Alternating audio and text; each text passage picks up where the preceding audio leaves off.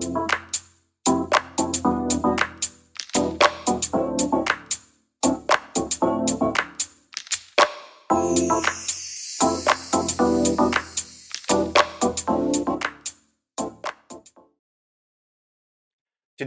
is Halloween, a mashup holiday with its roots in the ancient Celtic harvest festival, Samhain.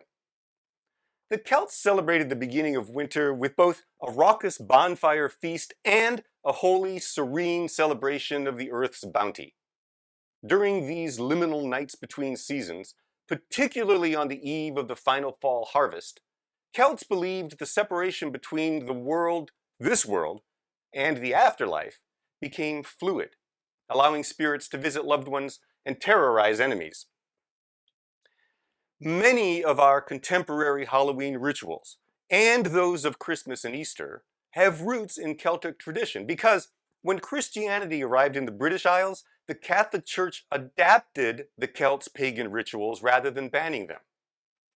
Over the centuries, Samhain evolved into All Saints' Day, celebrated tomorrow, November 1st, by all Catholics and by many Protestants. All Saints' Day provides us an opportunity to remember those who have moved beyond the fluid barriers of our physical reality. But it also invites us to consider, what is a saint? Saints conjure images of piously perfect people. Dictionaries reinforce that image by defining a saint as someone who is distinct because of their special relationship with God. The illuminated stained glass windows of ancient, mystery-filled cathedrals memorialize saints' historic deeds.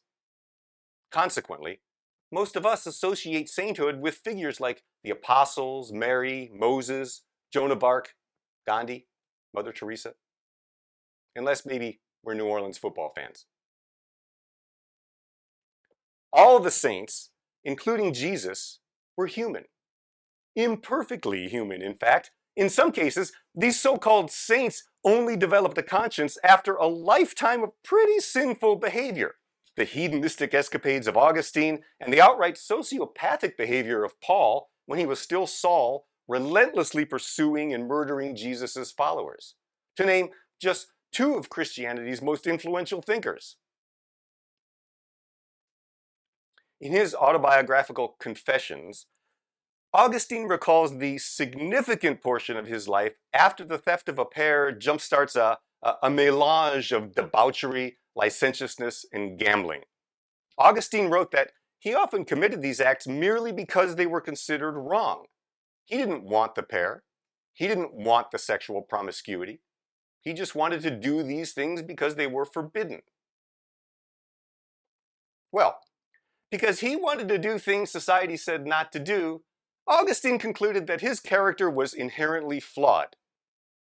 He then decided that everyone's character is inherently flawed because, after all, none of us can resist the temptation to do something forbidden.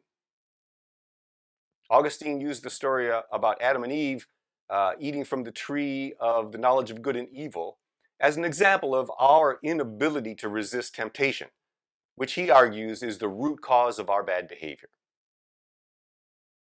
Well, with much effort, Augustine does change his behavior, if not necessarily his thinking.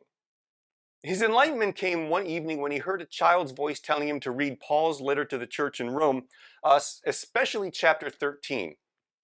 In chapter 13, verses 13 and 14, Paul writes, "Let's behave appropriately as people who live in the day, not in partying and getting drunk, not in sleeping around in obscene behavior, not in fighting and obsession.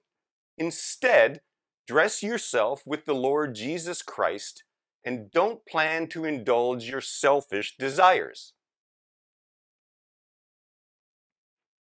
Well, Paul's sentiment hit the hard-partying Augustine like a jackhammer the morning after too many shots of rye at the local pub. While reading the passage, Augustine had a mystical experience that changed how he thought and acted.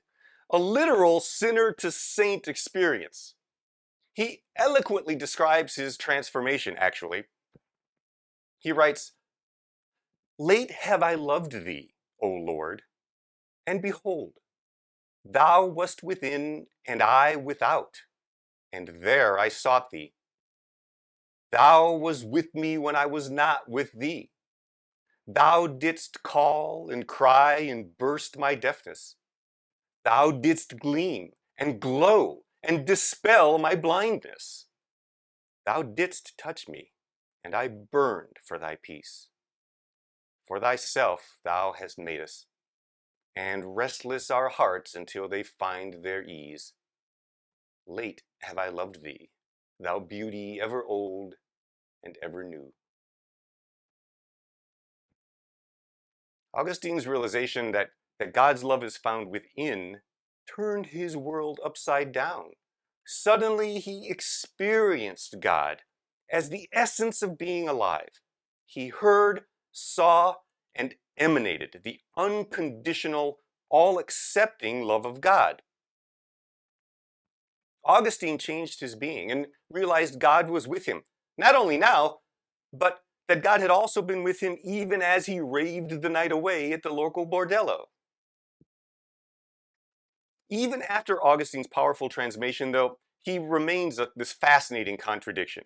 He urged the clergy to release their slaves, but he also thought that God would pick and choose people for salvation. He was a champion of critical thinking, and he even formed a pedagogy for teaching critical thinking to children. Yet he interpreted the book of Genesis literally, and he was so anti-Semitic that he believed all the Jews would have to convert to Christianity at the end of time or go to hell. Nobody's perfect, which, I suppose, is Augustine's point. In a absolutely terrific piece for the Catholic Education Resource Center, philosophy professor Peter Kreeft describes saints as not exceptionally perfect and rare people, but as humanity's standard operating model. While we recognize we are all imperfect, well, Kreeft's Catholic, so he uses the term sinners. While we recognize we're all imperfect, we must also remember we are all made in the image of God. So we are ultimately holy, all of us. Kreeft writes, all men, women, and children, born or unborn, beautiful or ugly, straight or gay, are holy, for they bear the image of God. Kreeft is obviously a very progressive Catholic. God bless him. Saints, my friends, aren't born naturally. They're created over a lifetime of fumbles, mistakes, and forgiveness, of self-reflection on being and the being of God, on a willingness to let go of fears, misconceptions, and certainties. Saints aren't rare. They're everyday people committing ordinary acts of kindness. Saints are everywhere. Just look in the mirror to find one.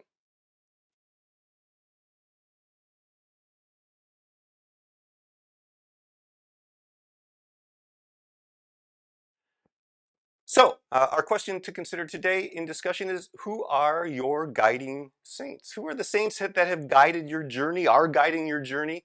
Um, just share those ideas and those people with each other in the breakout rooms, and we'll get back together here in about 10 minutes or so. If you'd like to check in with each other and make sure everybody's soul is well, that's great as well. So let's go into just a few rooms here. Let's try this and see what happens. Okay, my friends, if you'll accept the invitations on your screen, enjoy your discussions. We'll see you back here in 10 or 11 minutes.